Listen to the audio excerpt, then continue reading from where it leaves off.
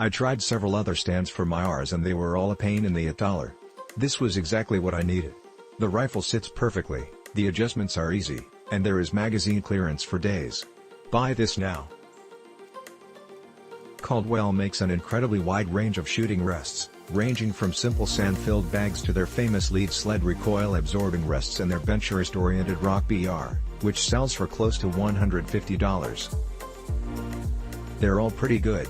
None are what I'd call best in class, but they all deliver good value at an affordable price.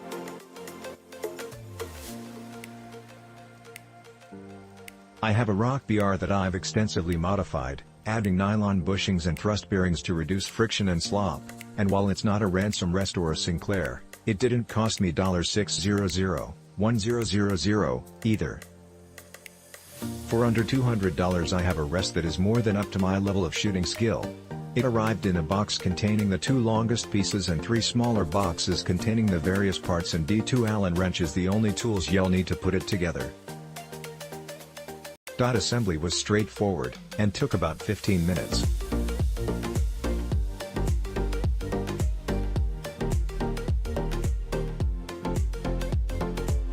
I didn't encounter any problems along the way, but it encouraged purchasers to read through the manual at least once before starting assembly, as a few of steps might seem counterintuitive until you understand how it all fits together.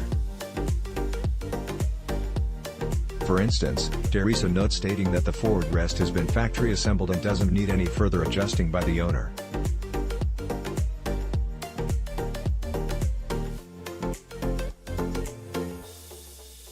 What they're talking about, mainly, is the large plastic screw that sets the amount of friction for the height adjustment knob, and I'd trust them and leave it alone unless you've got an uncommonly heavy rifle.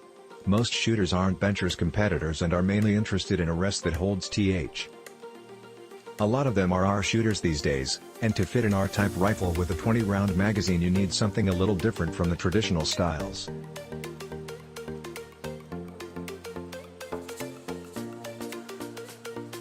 I understand that the Stinger was designed very much with these shooters in mind, and while I don't own a modern military-style carbine myself, I can see how this rest would be a good fit.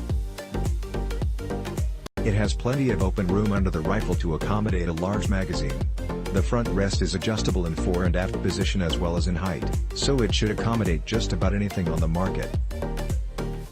I tried guns ranging in size from a compact 10-22 up through my Anschutz bench rest rifle, an older 64 action in a modified Boyd stock, and had no problem fitting any of them. It has some weight to it, and it feels more than rigid enough for zeroing anything other than a high recoiling Magnum. If it has a flaw, it's that there is no windage adjustment.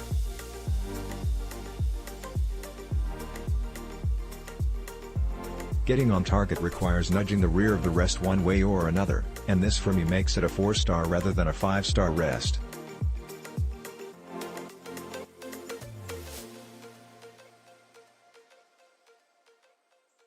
I still recommend it, but the lack of a fine windage adjustment means that this is better for deer hunting distances than for varmint guns.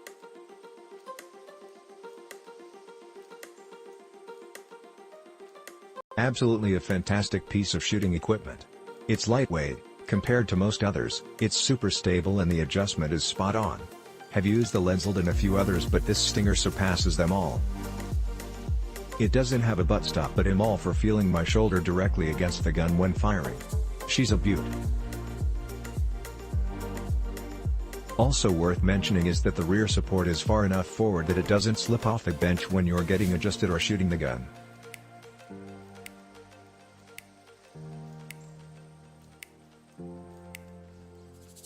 This is my second Caldwell gun rest, and so far I like it better than the lead sled I reviewed.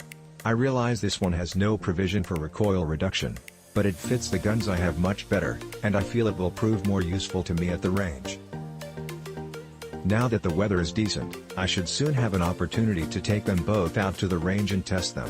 This one was more complex to assemble, but should hold a wider variety of long guns.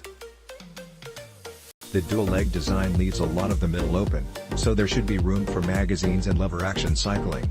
The front rest adjusts about 6 inches forward and back to accommodate different types of firearms.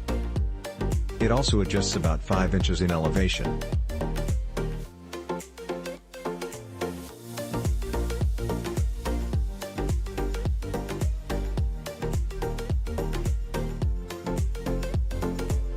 The elevation adjustment is through a geared arrangement with a single knob, while the front-to-back adjustment requires releasing locks on both sides and using both hands to move the rest assembly. The rear also has a height adjustment, and the curved rear rest will fit most wood and traditional. One assembles the two legs and connecting pieces in a specific order to allow the best fit, and all machining seemed right on the money. I had no alignment problems, and all the bolts threaded properly with only moderate effort. Click link in description for more reviews.